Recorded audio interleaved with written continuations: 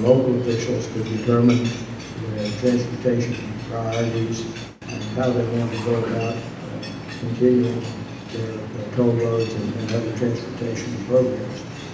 He's a proud parent of 2 sons. Tommy and his wife Marcia are active community leaders and active in the Methodist Church. And please give a rousing welcome to Senator Tommy Williams.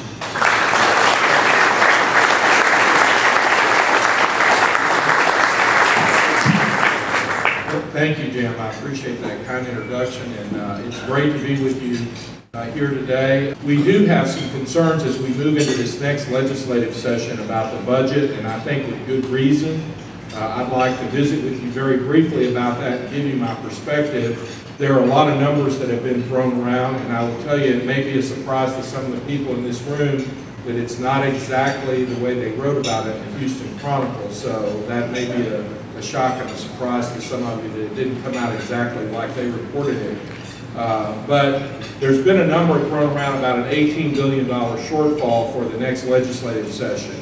And clearly, our state's experienced a decline in sales tax collections. That's the primary way that we finance state government.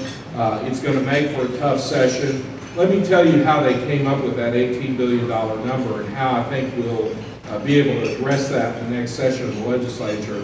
That $18 billion presumes that we hold state services at exactly the same level that they're at right now. And it also presumes that we don't have any new revenue. And already we've seen revenue improvements with our state sales tax collections. They really slid off the chart over the last couple of years, but we've had a steady, a modest but steady increase in sales tax collections for the last few months.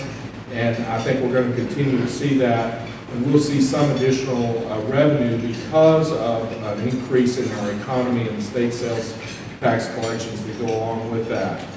That your legislature, we've set aside $10 billion in the state rainy day fund in spite of a lot of pressure from folks in Washington for us to spend that money during the last legislative session. We don't see Congress people very often. We had a lot of them that came down and wanted to tell us last session, you need to take this stimulus money and you also need to spend the money in your state rainy day fund. And Chairman Ogden and some of the rest of us were glad to tell them, you know, if you want to write the state budget, you need to run for the legislature. You guys can go back to Congress and let us write the state budget. And so because of that, we'll have a $10 billion fund in the state rainy day fund. In addition, we did take those stimulus dollars. We didn't take all of them, but we took a good chunk of them, and that is $6 billion that's embedded in the state budget. When we expended that money, we put it in a special article of the budget called Article 12, and those things we gave strict instructions to the state agencies that this was one-time money, that this came down from Washington. They should be hiring people. They shouldn't be spending this money on projects that are going to require ongoing support. Use this for capital expenditures. Use it for one-time expenses. And so when you take that $10 billion plus the $6 billion, which is the first place I want to go in the budget to make cuts, that gives us 16 out of the $18 billion that we need. I mentioned earlier that we're lucky here in Texas because we've enjoyed this economic prosperity, and the numbers don't lie. When you look at what's going on in other states, here's what they are. In California, they've lost 976,000 jobs. In Florida, over 709,000 jobs. In Michigan, 461,900 jobs.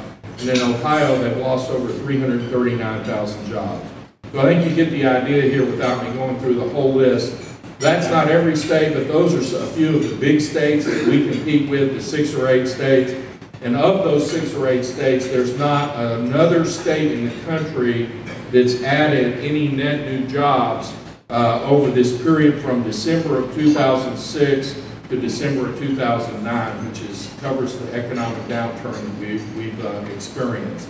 So, in fact, Texas is the only state in the country that added net new jobs. I guess the good news is all those people that have left California, they're not all coming to Texas, just a few of them. So it'll be our job to make sure that we turn those folks into Texans. So In fact, in 2008, which is right in the middle of the period that I'm telling you about, Texas created more jobs in 2008 than all 49 states combined. And so the reason that happened is right here in this room. It's the business people, it's the business climate that we've had, it's the chambers of commerce. I could go on and on about the economic success that we've enjoyed. In 2009, we were the #1 state for job creation. We have been the #1 state for business relocations 3 years in a row. And again, I think we've been about taking care of business. That's what groups like this is all about. The legislature hasn't spent all the money. We've allowed the rainy day fund to work. After the 05 session, we kept $3 billion of state general revenue that wasn't spent. That's the first time that I recall that the legislature didn't spend every dime that they could get their hands on in general revenue. Was in the 05 session. So holding the line on state government means holding the line on spending. And I think we focused on making sure that our government, both local, state, and local government, works for people, not the other way around. We are no longer, do we have the funds available to construct new highways without borrowing money. And we're rapidly approaching the point, if we haven't already reached it, where we can't maintain our highway system. And I think there's a good argument that we're already there because TxDOT recently decided to divert $1 billion of funding that was intended for maintenance to new construction in a desperate effort to try to mitigate some critical safety and congestion problems that we face around the state. How did we end up in this situation? I don't think it was anything that we did deliberately. It began about 30 years ago, maybe a little more than 30 years ago, when the legislature and the voters of Texas decided that it was okay to take a portion of the state highway fund, Fund 6, the money that comes from our gasoline tax revenues, and use some of that money to pay for public education, which is a worthy cause. And it was an effort by the legislators and the voters to try to avoid a tax increase that would have been necessary during that legislative session. We have to radically reshape TxDOT as an agency. We have to reduce the size of the agency and get them refocused on funding and financing and project management and get them out of the engineering and design business. They are far too heavy in that area and not heavy enough in the funding and financing of our transportation infrastructure.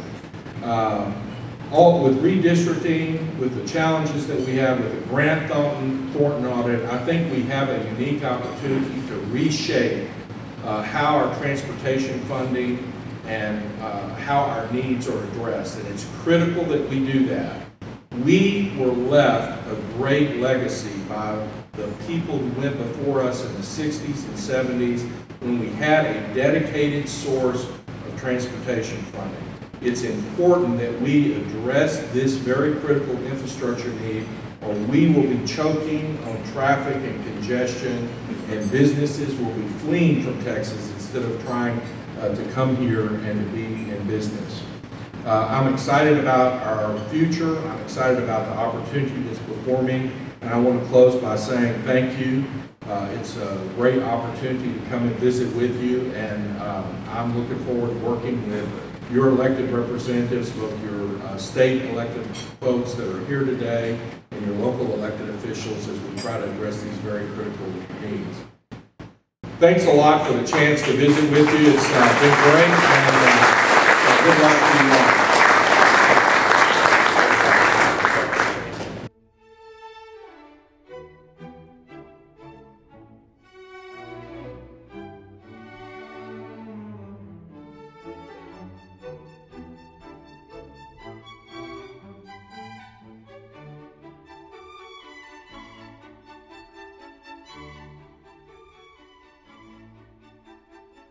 Thank you.